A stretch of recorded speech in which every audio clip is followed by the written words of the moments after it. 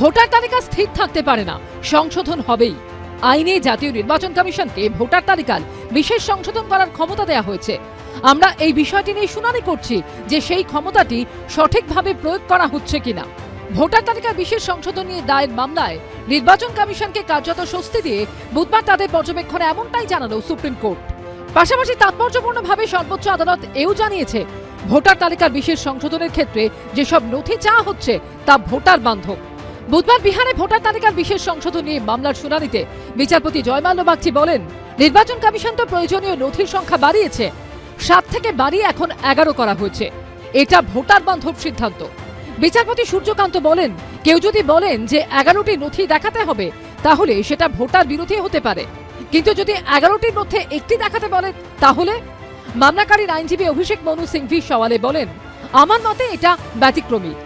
আধার card যার ব্যাপ্তি সব থেকে বেশি সেটা নেওয়া হচ্ছে না, জল গ্যাস বিদ্যুৎ বিল নেওয়া হচ্ছে না, কিন্তু পাসপোর্ট যার ব্যাপ্তি সব থেকে কম সেটা আছে। রাজ্য সরকারের আইনজীবী বলেন, এর আগে সুপ্রিম কোর্ট আধার, ভোটার কার্ড এবং রেশন কার্ড বিবেচনা করার পরামর্শ দিয়েছিল, কিন্তু নির্বাচন কমিশন তা করছে না। যদি তারা এই নথিগুলিও গ্রহণ করে তবে বাংলা এবং অন্যান্য রাজ্যগুলি উপকৃত হবে।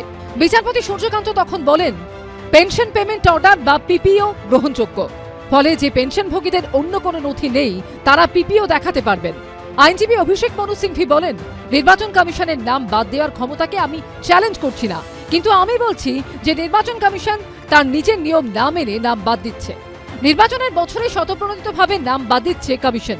বিহারের ক্ষেত্রে এটা বিস্ময়ের।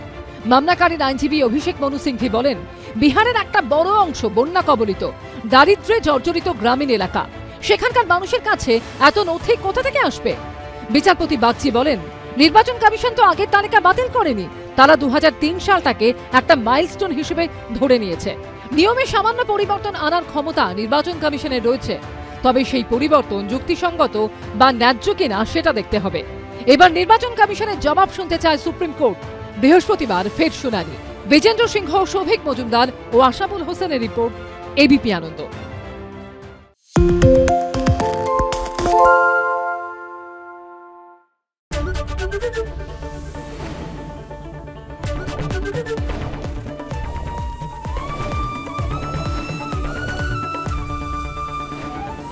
এবিপি আনন্দ, এগিয়ে থাকে, এগিয়ে রাখে।